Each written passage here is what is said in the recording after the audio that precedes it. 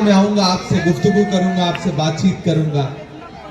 आज आया भी हूं तो एक चुनावी मौके पे आपसे बातचीत करने के लिए आया हूं।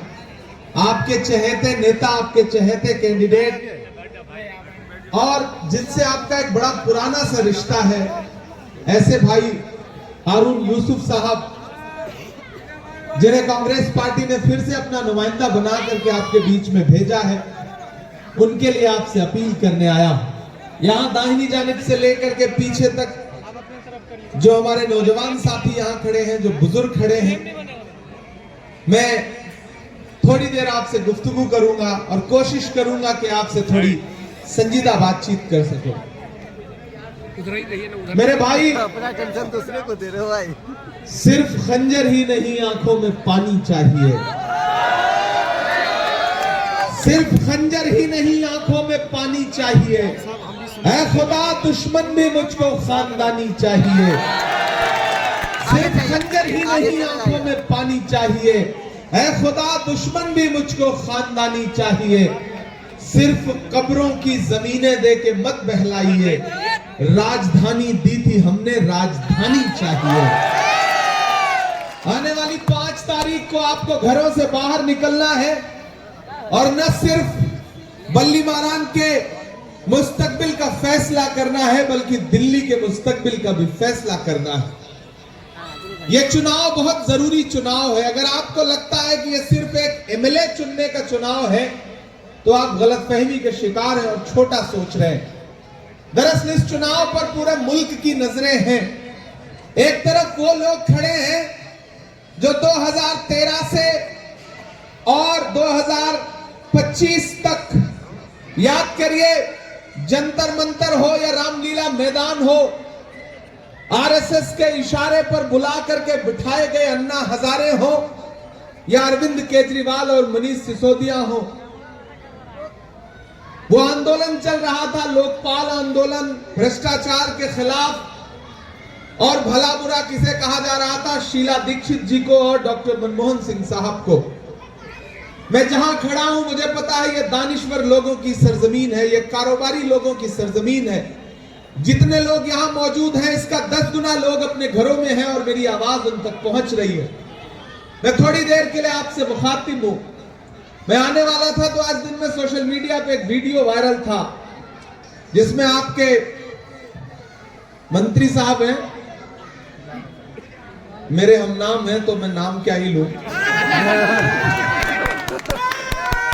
बस हम में और उनमें इतना फर्क है कि मैं मुसलसल बोलता रहता हूं, वो मुझे आज तक कभी बोलने को भी नहीं मिले, हमेशा चुप ही रहे। मैं इसलिए जिंदा हूं कि मैं बोल रहा हूं, दुनिया किसी गूंगे की कहानी नहीं लिखती। मैंने वो वीडियो देखा और उसके बाद मुझे लगा कि यहां के लोगों में गुस्सा है, चाहे वो कोरोना हो या उसके बाद के तमाम जो काम है, उस सबको लेकर के मौजूदा हुकूमत के खिलाफ आप में गुस्सा है। मैं आपको थोड़ा सा और पीछे ले चलना चाहता हूं। याद करिए 2013 में, 2014 में इस सदी के सबसे शरीफ प्रधानमंत्री डॉक्टर मनमोहन सिंह साहब के बारे में क्या क्या कहा था अरविंद केजरीवाल जी ने, मनीष सिसोदिया जी ने और उनकी पूरे झुंड ने। शीला दीक्षित जी जो आज हमारे बीच में नहीं है, उनके बारे में क्या क्या कहा था। आज डॉक्टर मनमोहन सिंह साहब पर्दा कर गए, वो बेचारे दुनिया से कूच कर गए, तो पूरी दुनिया को उनकी शराफत की याद आई। पूरी दुनिया को लगा कि क्या शख्स था जो हमारे बीच से चला गया। लगा सका ना कोई उसके कद का अंदाजा, वो आसमां था मगर सर झुका के चलता था। डॉक्टर मनमोहन सिंह साहब के बारे में क्या क्या कहा था उन्होंने कि भ्रष्टाचारी है, ऐसे है।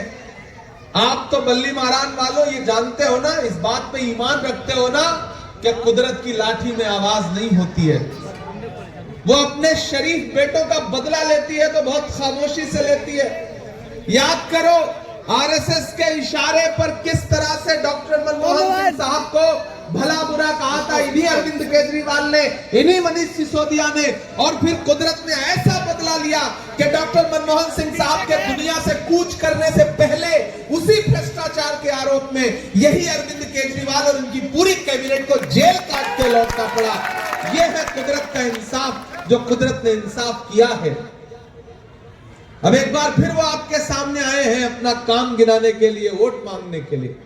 मुझे जो यहाँ के कैंडिडेट हैं उन पे कुछ नहीं बोलना है, उनके मैं छोटे शिकार नहीं करता हूं, छोटे शिकार भी नहीं करता हूं और मोटे शिकार भी नहीं करता हूं। मुझे तो सूबे के मुख्यमंत्री से, पूर्व मुख्यमंत्री से बात करना है। आपने पिछले 2 चुनाव में झोलियां भर भर के वोट दिया है आम आदमी पार्टी को, बिना मांगे दिया है। लेकिन मुझे आपसे सवाल पूछना है कि जब दिल्ली जल रही थी दंगों में, जब आपके अंदर एक डर बैठाने की साजिशें की जा रही थी, तो क्या उस वक्त आपके सूबे का मुख्यमंत्री अरविंद केजरीवाल अपने घर से 2 कदम भी निकल करके पीड़ितों के साथ खड़ा हुआ? ईमानदारी से बताओ मुझे, आपने आज तक कोई फैसला लिया है या नहीं लिया है? कश्मकश में है, सब एक किनारे रखिए, बस मैं आपसे सवाल पूछ रहा हूं, मेरे सवालों का जवाब दीजिए। क्या जब दिल्ली में, पूर्वी दिल्ली में, जहांगीरपुरी में आग की लपटें थी, लोगों की जान जा रही थी, मजलूम परेशान थे, दुकानें जलाई जा रही थी, तो कोई अरविंद केजरीवाल अपने घर से निकला लोगों के साथ खड़ा होने के लिए?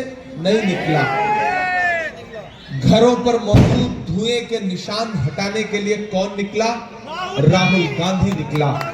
गया पीड़ितों के बीच में, उसने ये परवाह नहीं की कि उसकी सियासत का नफा होगा या नुकसान होगा। वो शख्स गया और आपके साथ खड़ा हुआ, आपके जख्मों पे मरहम लगाने के लिए।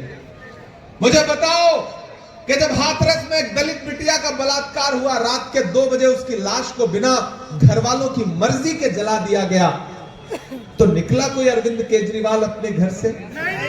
निकले कोई मनीष सिसोदिया अपने घर से? निकले कोई नरेंद्र मोदी अपने घर से? नहीं निकले। कौन निकला? राहुल गांधी निकला और उन पीड़ित परिवारों के पास गया और उनको अपने सीने से लगा के कहा कि राहुल गांधी तुम्हारे साथ खड़ा है। मुझे बताओ कि अभी जब संभल में पुलिस ने लाशें बिछा दी, तो निकला कोई अरविंद केजरीवाल संभल के मजलूमों के लिए? निकला कोई नरेंद्र मोदी जी अपने घर से उन मजलूमों के लिए? कौन जाने के लिए निकला? राहुल गांधी निकला, प्रियंका गांधी निकली। मुझे बताओ कि जब मणिपुर में बिना कपड़ों के बेटियों को परेड कराया गया, तो निकला कोई अरविंद केजरीवाल? निकले कोई नरेंद्र मोदी जी? नहीं निकले। कौन निकला? कौन गया उनके आंसू पोंछने? राहुल गांधी निकला। पूरे देश में नफरतें उफान पर हैं।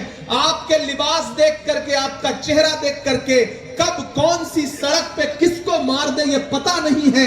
ऐसे वक्त में उन नफरतों के खिलाफ 4000 किलोमीटर पैदल चलने की जुर्रत किसने की?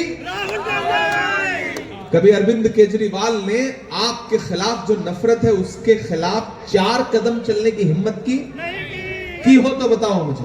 ये मेरे बड़े सुलगते से सवाल हैं। 4000 किलोमीटर कौन चला? राहुल गांधी चले। कन्याकुमारी से कश्मीर तक मैं साथ चला हूं। मुझसे लोग कहते थे इमरान साहब आप तो शायर हैं, आप राहुल जी के साथ चल रहे हैं, आप क्या कहेंगे? तब मैं कहता था कि जो हर जालिम से टकराएगी वो आंधी बनाऊंगा, जो हर जालिम से टकराएगी वो आंधी बनाऊंगा।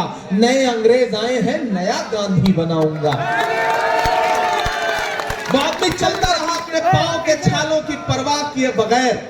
मुझे आपसे सवाल पूछना है बल्ली मारान वालों कि अगर संभल में राहुल गांधी खड़ा है, अगर दिल्ली दंगों में राहुल गांधी खड़ा है, अगर हाथरस की बिटिया के साथ राहुल गांधी खड़ा है, अगर एनआरसी में मारे गए बेटों के साथ राहुल गांधी खड़ा है, अगर मणिपुर में राहुल गांधी खड़ा है, अगर कन्याकुमारी में राहुल गांधी खड़ा है, कश्मीर में राहुल गांधी खड़ा है, अगर डॉक्टर बाबा साहब अम्बेडकर के आईन को, संविधान को बचाने के लिए राहुल गांधी खड़ा है, और फिर आप अपना वोट किसी बहुरूपिये को देंगे, तो फिर आप नाइंसाफी करेंगे। अपने ज़मीर के साथ, अपनी खुददारी के साथ मैं आपसे ये कहने आया, ये चुनाव बहुत जरूरी चुनाव है। एक तरफ बड़े वाले हैं, एक तरफ उनका छोटा रिचार्ज है। मैं नाम नहीं लूंगा, नहीं आप समझ जाएंगे कि मैं अरविंद केजरीवाल की बात कर रहा हूं। एक तरफ बड़े वाले हैं मोदी जी, दूसरी तरफ उनका छोटा रिचार्ज। एक ने चाय बेची, दूसरे ने शराब बेची। बेची कि नहीं बेची?